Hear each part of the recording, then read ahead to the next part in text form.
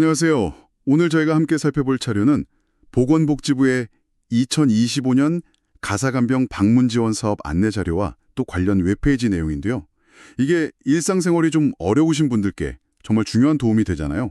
네, 맞습니다. 구독, 좋아요, 알림 설정 부탁드립니다. 근데 2025년에 바뀌는 내용들이 있다고 해서요. 오늘 이 서비스가 필요하시거나 주변에 알려주셔야 할 분들이 꼭 알아야 할 핵심 정보만 좀 빠르게 짚어보겠습니다. 네, 좋습니다. 정부 공식 자료를 토대로 해서 2025년에 과연 누가 이 서비스를 이용할 수 있는지, 또 어떤 도움을 얼마에 받을 수 있는지, 그리고 작년하고 비교해서 어떤 점이 달라지는지, 그걸 명확하게 정리해 보겠습니다. 우선 이 사업이요. 기본적으로는 일상생활이 어려운 저소득층 분들을 위한 거죠. 네, 맞습니다. 근데 자료를 보니까 단순히 소득 기준만 있는 게 아니라 조건이 꽤 구체적이더라고요. 어떤 분들이 해당되는 건가요? 네, 일단 만 65세 미만이어야 하고요.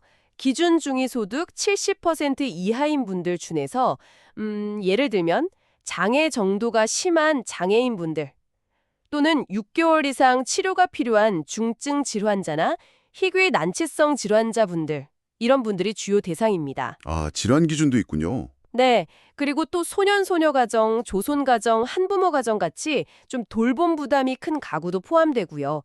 그리고 만 65세 미만 의료급여 수급자 중에서 장기 입원했다가 퇴원하신 분도 대상이 될 수 있어요. 그렇군요. 그런데 그럼 이미 비슷한 다른 돌봄 서비스? 예를 들어 노인 맞춤 돌봄이나 장기요양보험 같은 걸 받고 계시면 안 된다는 거죠? 네, 맞습니다. 중복 지원은 안 되도록 되어 있습니다. 시설에 계시거나 병원에 입원 중인 분도 마찬가지고요. 네. 그리고 2025년부터 좀 눈여겨봐야 할 변화가 있는데요. 어떤 건가요? 기존의 나형, 그러니까 기준 중위소득 70% 이하로 서비스를 이용하시던 분들 있잖아요. 네네. 이분들은 자격 재판정을 할 때 소득 확인을 한시적으로 건강보험료 기준으로 하게 됩니다. 건보료 기준으로요? 네, 근데 2025년에 나형으로 새로 신청하시는 분들은 기존처럼 소득 재산 조사를 통해서 자격을 판정받게 되고요. 그러면 기존 이용자랑 신규 신청자랑 소득 확인 방식이 달라지는 거네요. 이거 좀 헷갈릴 수도 있겠는데요? 네, 약간 그럴 수 있죠. 아마 기존 이용자분들의 편의를 위한 조치로 보이긴 하는데요. 왜 방식이 다른지에 대한 문의는 좀 있을 수 있겠어요. 그럼 신청할 때 뭘 좀 주의해야 할까요? 네, 그래서 본인이 기존 이용자인지 아니면 새로 신청하는 건지에 따라서 준비할 서류나 절차가 다를 수 있으니까요. 읍면동 주민센터에 미리 확인해 보시는 게 가장 좋습니다. 알겠습니다. 그럼 구체적으로 어떤 도움을 받을 수 있는 건가요? 신체 수발부터 집안일, 외출, 동행 이런 것들이 다 포함되는 거죠? 네, 맞습니다. 세면이나 식사 보조 같은 신체 활동 지원도 있고요. 또 자세 바꾸기나 간단한 재활운동 보조 같은 건강 지원, 그리고 청소나 식사 준비 같은 가사 지원, 병원 동행이나 은양 업무 도와드리는 일상생활 지원까지 꽤 폭넓게 제공됩니다. 정말 다양하네요. 이용 시간하고 비용은 어떻게 되나요?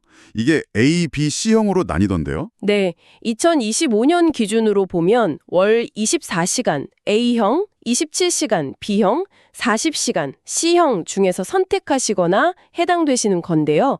시간당 서비스 단가가 17,800원으로 작년보다는 조금 올랐습니다. 단가가 좀 올랐군요. 네, 소폭 인상됐고요. 이제 전체 서비스 가격에서 정부 지원금을 뺀 나머지를 본인 부담금으로 내시는데 이게 소득 수준에 따라 달라요. 어떻게 다른가요? 예를 들어서 A형, 그러니까 월 24시간 기준으로 보면요. 기초생활수급자나 차상위 계층, 이걸 가형이라고 하는데 이분들은 본인 부담금이 아예 없고요. 무료군요. 네. 그리고 기준 중위소득 70% 이하인 나형 분들은 월 25,630원을 부담하시게 됩니다. 그렇군요. 그럼 신청은 어디서 어떻게 하면 되나요? 꼭 주민센터에 가야 하나요? 꼭 그럴 필요는 없습니다. 주민등록 주소지의 읍면동 주민센터에 직접 가셔도 되고요. 아니면 복지로 웹사이트 있잖아요. 네, 복지로. 네, 여기서 온라인으로도 편리하게 신청 가능합니다. 온라인 신청도 가능하군요. 네, 그리고 만약 거동이 불편하시면 가족이나 친척 아니면 담당 공무원이 대신 신청할 수도 있습니다. 연중 언제든 가능하고요. 자, 그럼 2025년 주요 변경사항을 다시 한번 정리해 볼까요? 아까 말씀하신 소득 확인 방식 변경 말고 또 중요한 게 있을까요? 네, 있습니다. 그 서비스 제공 기관하고 인력 관리에 대한 기준이 눈에 띄게 강화됐습니다. 아, 기관이랑 인력 기준이요. 네, 이제 모든 제공 기관은 관리 책임자를 의무적으로 둬야 하고요. 또 제공 인력을 채용할 때는 건강진단서를 꼭 내야 하는데 여기에 마약류 검사 결과까지 포함하도록 명확해졌어요. 그리고 결격사유 확인 절차도 더 꼼꼼해졌고 기존 인력에 대한 보수 교육 내용도 좀 개편되었습니다. 아, 상당히 촘촘해졌네요. 그럼 서비스 질이 더 좋아질 수도 있겠어요? 네, 아무래도 서비스의 질이나 안전성을 높이려는 노력의 일환으로 보입니다. 이용자분들이 지켜야 할 점도 뭐 새로 드는 게 있다고 들었는데요. 아, 맞습니다. 이것도 중요한데요. 이용자분들도 서비스 이용권을 다른 사람에게 팔거나 빌려주는 행위가 금지되고요. 그리고 무엇보다 서비스를 제공하는 분들, 그러니까 요양보호사나 활동지원사 분들의 인격을 존중해야 한다는 점이 명확하게 규정되었습니다. 당연한 거지만 명시가 된 거군요. 네, 이걸 어기면 서비스 이용이 제한될 수도 있다는 제재 기준까지 마련되었어요. 서로 존중하는 서비스 환경을 만들려는 의지가 보이죠? 네.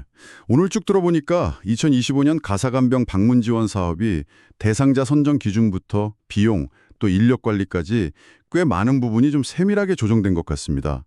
특히 그 소득 확인 방식 변화나 제공 인력 기준 강화 같은 거는 신청하시거나 서비스를 이용하실 때 여러분께서 꼭 알아두셔야 할 내용 같네요. 네, 그렇습니다. 이게 정보가 계속 바뀌기도 하니까요. 필요하신 분들은 항상 최신 정보를 꼭 확인하시는 게 중요합니다. 오늘 저희가 나눈 이야기가 이 제도를 이해하시는데 조금이라도 도움이 되었으면 좋겠습니다. 네. 마지막으로 이런 질문 한번 던져보고 싶네요. 그 서비스 제공 인력의 자격 기준을 강화하고 또 처우를 개선하는 거, 이건 분명히 서비스 질 향상에 꼭 필요한 일이잖아요. 네, 그렇죠. 그런데 혹시 이런 변화가 가뜩이나 인력 구하기 어려운 농어촌 같은 지역에서는 오히려 서비스 공급 자체를 더 어렵게 만드는 요인이 될 수도 있지 않을까 하는 생각이 들거든요. 아, 그럴 수도 있겠네요. 네, 이 균형점을 어떻게 찾아가야 할지 여러분도 함께 고민해 보시면 좋겠습니다.